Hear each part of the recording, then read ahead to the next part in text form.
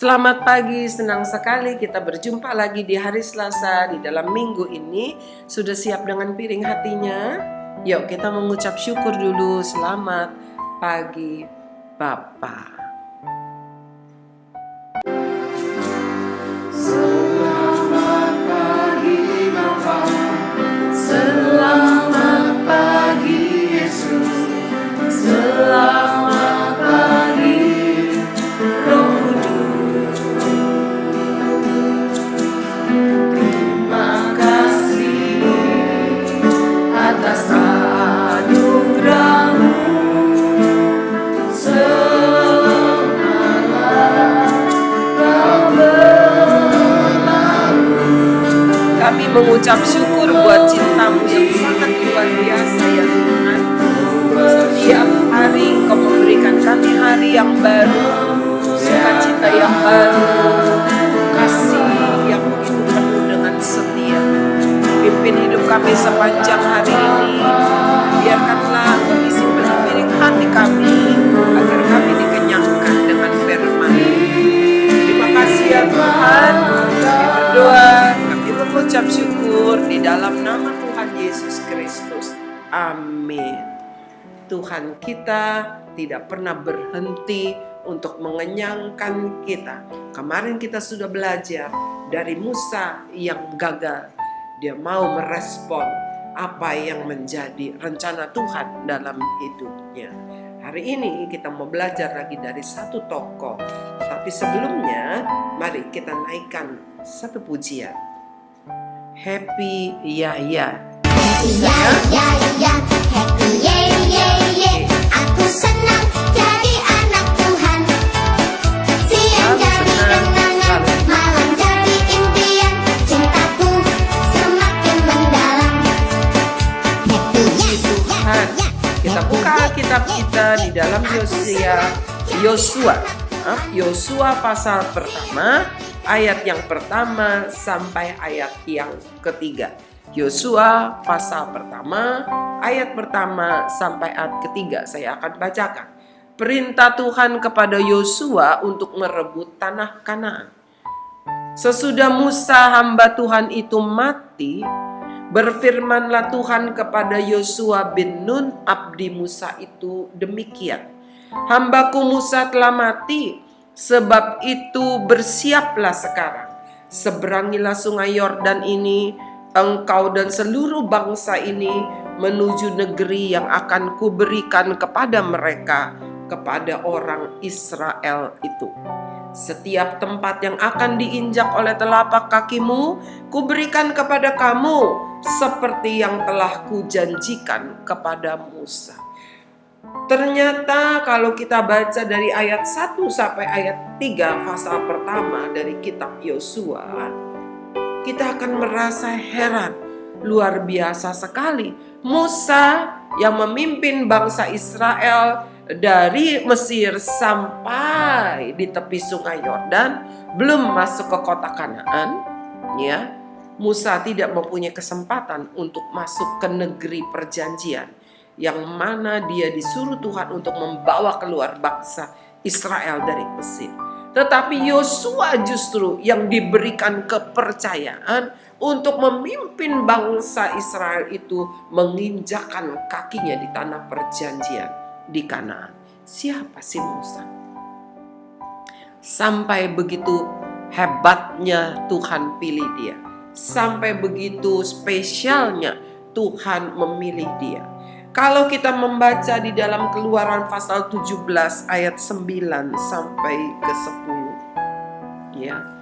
Keluaran pasal 17 ayat yang ke-9 sampai ke 10. Kita bisa melihat bagaimana itu pertama kalinya ya nama Yosua disebut ya di dalam Alkitab ini, ya. Lalu datanglah ayat yang ke-8, lalu datanglah orang Amalek dan berperang melawan orang Israel di Rafidim. Musa berkata kepada Yosua, pilihlah orang-orang bagi kita, lalu keluarlah berperang melawan orang Amalek. Besok aku akan berdiri di puncak bukit itu dengan memegang tongkat Allah di tanganku. Lalu ayat ke-10, lalu Yosua melakukan seperti yang dikatakan Musa kepadanya dan berperang melawan orang Amalek. Tetapi Musa, Harun dan Hur telah naik ke puncak bukit. Jadi ketika bangsa Israel dalam perjalanannya dari Mesir menuju tanah Kanaan, tanah perjanjian, mereka berperang dengan beberapa bangsa-bangsa yang menghadang mereka. Salah satunya adalah orang Amalek. Dan ketika mereka menghadapi orang Amalek, Musa menyuruh Yosua memimpin peperangan, tetapi Musa dengan Harun, dengan Hur naik ke atas gunung. Ya, untuk apa? Untuk berdoa, berdiri di puncak bukit itu memegang tongkat Allah di tanganku. Jadi Musa memimpin peperangan dari puncak bukit, tetapi Yosua memimpin peperangan di medan peperangan. Yosua ternyata hanya seorang pesuruh Musa. Pertama-tama namanya ditulis yaitu ketika dia disuruh maju berperang.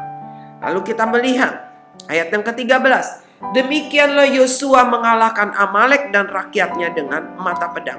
Ternyata ketika Yosua disuruh memimpin, dia melakukannya dengan sungguh-sungguh dan dia mengalami kemenangan. Dia dengan bangsa Israel. Lalu kita mau lihat lagi nih. Ya, kita mau lihat lagi di dalam Keluaran pasal 33. Ya, ada banyak sekali tapi saya ambil 2 contoh saja. Ayat yang ke-11. Dan Tuhan berbicara kepada Musa dengan berhadapan muka seperti seorang berbicara kepada temannya. Kemudian kembalilah ia ke perkemahan. Tetapi abdinya Yosua bin Nun, seorang yang masih muda, tidaklah meninggalkan kemah itu. Coba kita lihat. Ya, bagaimana pertama Yosua itu disuruh berperang. Dia tidak mengeluh, dia tidak gentar, dia tetap maju dan dia merebut kemenangan dengan pimpinan Tuhan. Kemudian yang kedua kita melihat contoh. Jadi waktu itu bangsa Israel sudah mempunyai kemah sembahyang. Di hari-hari tertentu, di saat-saat tertentu, Musa akan masuk menghadap Tuhan di dalam kemah itu. Dan sebagai seorang hambanya, pelayan Musa, Yosua mengikuti kemana Tuhannya pergi. Dan ketika Yosua pergi ke perkemahan, kemah sembahyang, Yosua nggak bisa ikut masuk. Karena yang boleh masuk ke kemah sembahyang hanya imam, yaitu Musa dan Harun. Ya, kalau Musa masuk, Yosua hanya menunggu di luar. Ya, hanya menunggu saja di luar. Dan kalau nanti setelah selesai Musa berbicara dengan Tuhan, katanya berbicaranya seperti dengan teman. Jadi Musa bisa melihat Tuhan begitu. Hanya Musa tuh yang mengalami keistimewaan seperti itu. Lalu setelah selesai berbicara, Musa akan kembali ke kemahnya sendiri, ke tendanya sendiri. Tetapi Yosua yang masih muda katanya tidak meninggalkan kemah itu. Jadi si Yosua berdiri terus ya di pinggir kemah, dia tidak bisa masuk di luar kemah, dia hanya ngeliatin. Kenapa? Kalau Musa masuk ke dalam kemah, orang Israel akan melihat di tempat di dalam di mana Musa berada, lalu di atasnya ada awan putih turun ya menutupi kemah itu. Itulah hadirat Tuhan. Nanti kalau sudah selesai Musa berdoa, berbicara dengan Tuhan, awan itu akan naik meninggi dan hilang. Dan Yosua melihat dari dekat semua itu. Dia tahu dan dia juga merasakan. Saya percaya dia akan merasakan juga hadirat Tuhan. Saya memikirkan kalau seandainya saya menjadi Yosua, apa sih yang ada dalam pikiran saya? Pasti saya ingin sekali menikmati juga. Saya penasaran apa yang sedang dibicarakan Musa dengan Tuhan. Bagaimana Tuhan itu? Seperti apa Tuhan itu? Bagaimana suara Tuhan? Yosua sangat-sangat rindu sekali untuk mengalami pengalaman Musa bersama dengan Tuhan. Yosua juga ingin seperti itu. Anak-anak yang Tuhan sayang, anak-anak yang dikasihi oleh Tuhan, siapapun yang mendengarkan firman Tuhan pagi hari ini, Sekarang kita mengerti, ya, sedikit ada pengertian bahwa mengapa Yosua begitu istimewa dipilih oleh Tuhan. Yang pertama, dia tidak pernah mengeluh ketika disuruh berperang. Yang kedua, dia sangat merindukan hadirat Tuhan. Saya percaya, meskipun dia hanya seorang yang biasa saja, dia bukan pahlawan, dia bukan panglima perang, dia bukan wakil dari Musa, dia hanya pelayan Musa. Tetapi bukan kakaknya Musa yang dipilih Tuhan untuk masuk ke dalam tanah Kanaan, tetapi justru Yosua yang masih muda. Dari sejak masa mudanya dia telah menjadi pelayan Musa. Dia yang bukan apa-apa di mata manusia, dia hanya seorang pesuruh, tetapi Tuhan pilih. Saya percaya rencana Tuhan ada di dalam hidup dia, dan Yosua hidup di dalam rencana Tuhan. Dia tidak pernah menginginkan satu kedudukan yang tinggi. Dia tidak pernah membayangkan kalau dia akan dipilih untuk menjadi seorang pemimpin yang membawa bangsa Israel masuk ke dalam negeri Kanaan, tanah perjanjian. Sekarang kita mau lihat, ya. Tadi kita sudah baca di dalam kitab Yosua 1 ayat yang ke-1 sampai ke-3, ya. Saya mau sedikit lagi. Ya, bagaimana Tuhan berkata Tuhan memilih dia. Kita mau baca coba ayat yang ke-6. Ya.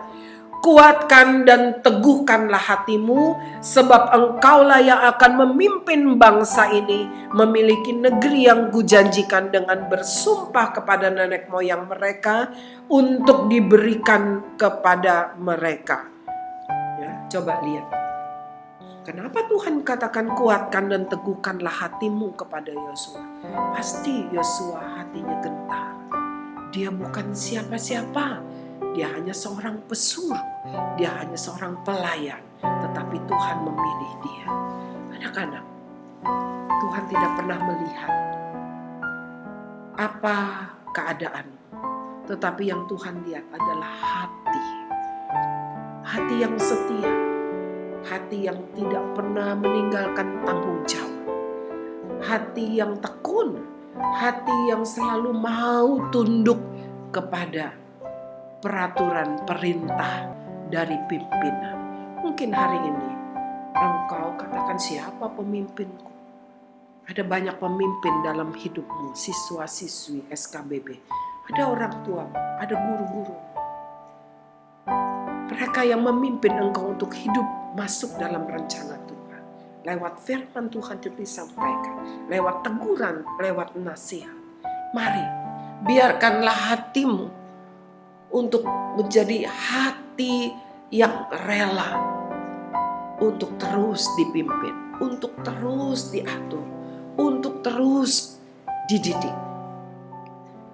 Karena dengan demikian, rencana Tuhan terjadi, digenapi di dalam hidup.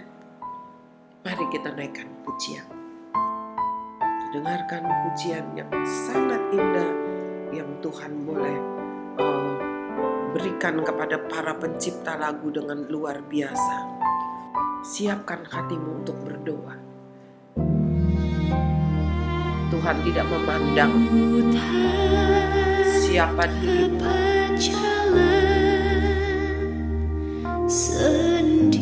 Katakan, Tuhan, aku bukan siapa-siapa.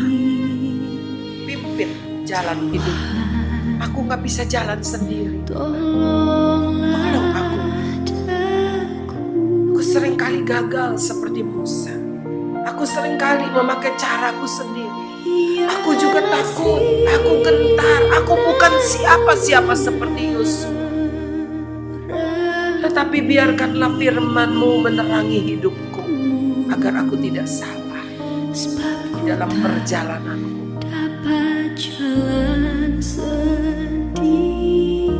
Amin. Bapa di dalam surga, terima kasih. Banyak hal yang harus kami lalui di dalam hidup kami.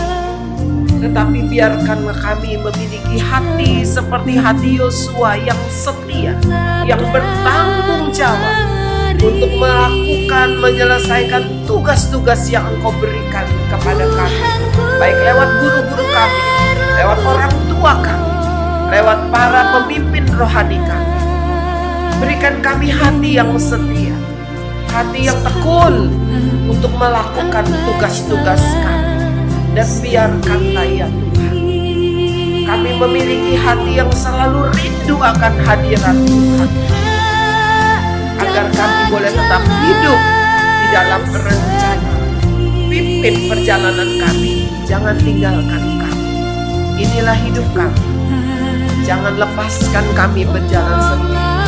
Terima kasih ya Tuhan, kami berdoa, kami mengucap syukur hanya di dalam nama Tuhan Yesus Kristus. Amin. Engkau merasa bukan siapa-siapa, jangan gentar.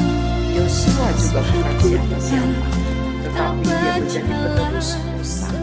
Dia yang memimpin bangsa Israel masuk ke tanah perjanjian.